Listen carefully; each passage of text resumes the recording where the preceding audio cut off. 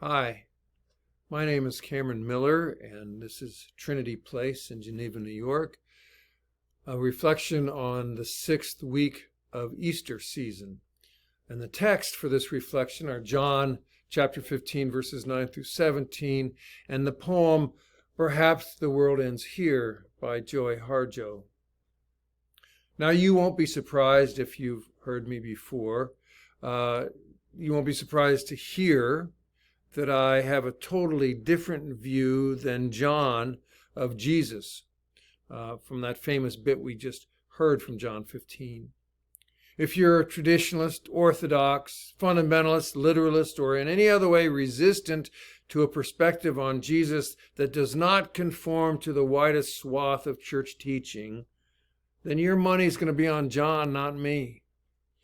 It won't matter to you when I point out that John didn't know Jesus any more than I do, or that John's inclusion as one of the four canonical Gospels was not without struggle and controversy back in the day. You will quite rightly point out that I have zero credibility and zero authority, and perhaps you will even scold me for being so presumptuous as to disagree with the gospel.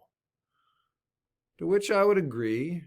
I got nothing in my favor, nothing, except that poem we just heard.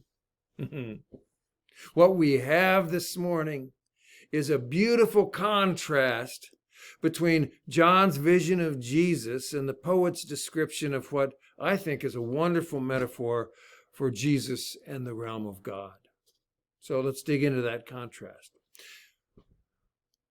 John's Jesus says, I loved you as God loved me. I loved you as God loved me. That's powerful. It's equivalent to God's coo into Jesus' ear at his baptism, you are my beloved.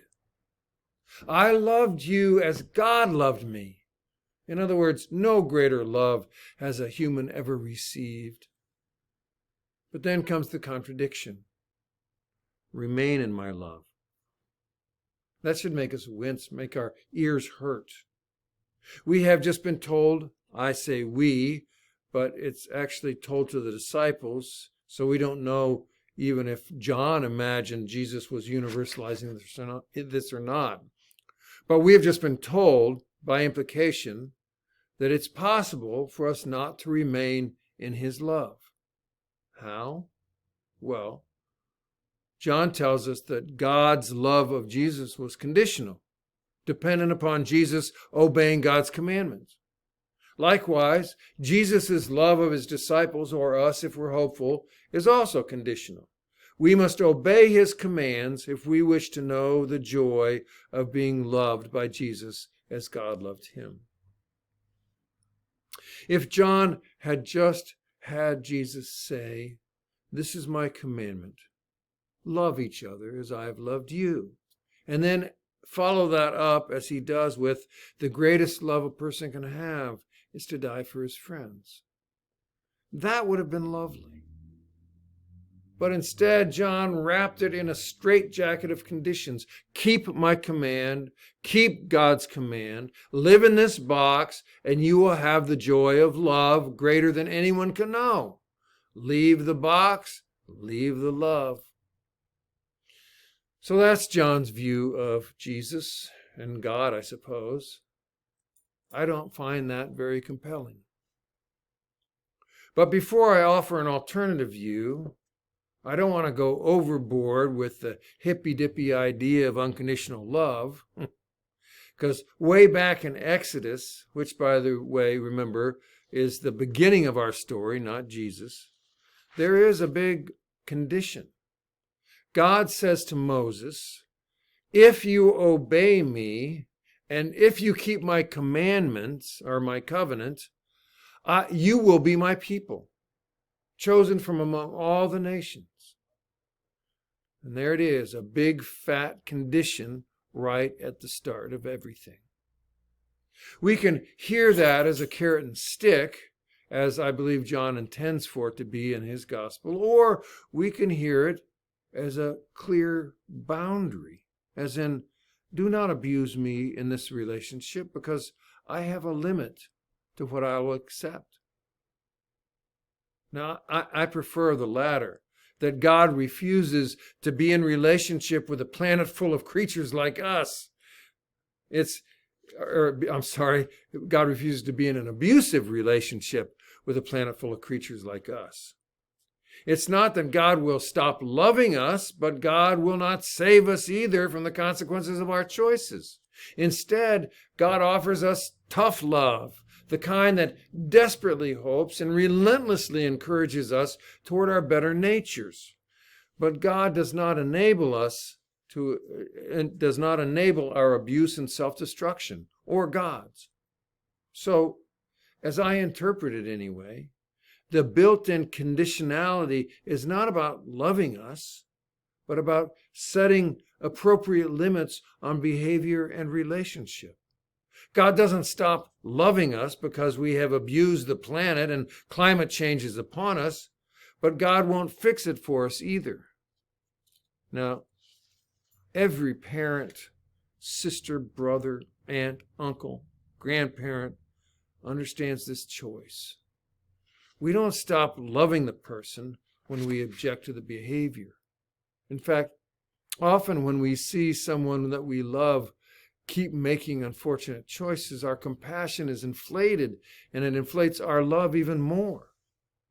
Tough love does not end at a condition. It sets a boundary on acceptance and loves fiercely, even through the powerlessness over the other person's decision-making. The presence of love remains in tough love, even when those toward whom the love is directed reject and abuse the boundaries of the relationship. The love remains present, even when the other person walks away from it by violating the boundaries. What makes the love tough is its willingness to hold those boundaries for the sake of itself and the one who is loved. To hold boundaries with love, is a holy love. We keep the love even as we enforce the boundaries. I submit that John's depiction is not tough love, but conditional, maybe even manipulative love. We get it if, and we are cut off from it if. Now, let's go to the contrasting image we had today, that is of the poet Joy Harjo, the kitchen table. The kitchen table is a metaphor for the place we gather with those that we love, and where we live through the joys and sorrows, the ordinary yet devastating anguish that conflict, achievement, and loss brings. It may be a dining room table, it may be a kitchen table, it may be a living room sofa, it might be an altar around which the spiritual community gathers and prays. My vision of Jesus' love is the table fellowship he hosted, in which people from all social and economic castes gathered and ate together. Men, women, and children, even though elsewhere they were segregated. Rich, poor, peasants, and artisans, even though elsewhere they were segregated. Reputable, privileged, outcast, and anonymous, even though elsewhere they were segregated. The table is an icon of Jesus' love. And while there may have been boundaries placed on what and how people treated one another, the edges of that table had no preconditions to the welcome. For me, it's the table, not the cross, that most fully captures the love within which we are held by God. For me, the kitchen table is the altar.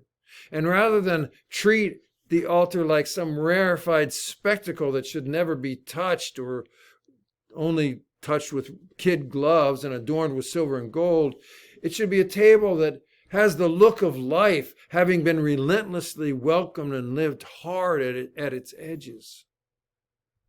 At Trinity Place, we don't have pews anymore, so we need to rub our prayers into the table and place our prayer stones on it and light our candles at it and gather around its edges where we can also look each other in the eyes. In short, God is present at the table that Jesus hosted, wherever it is. In God's presence, we are loved. We are beloved.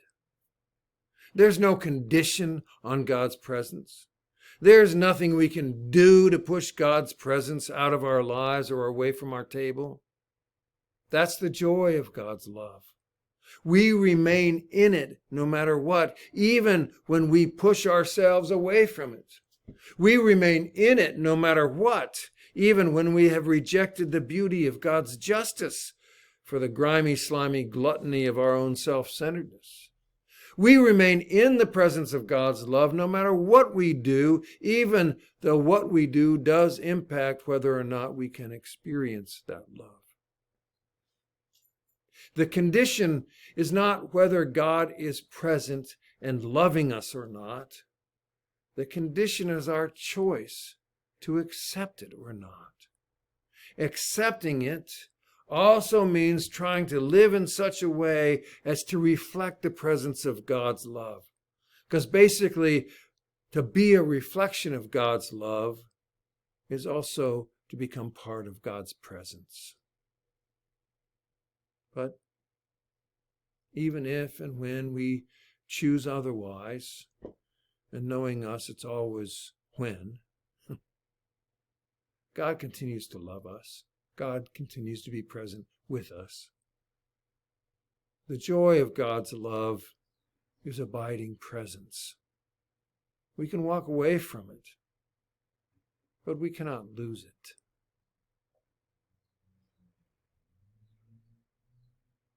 Peace be with you.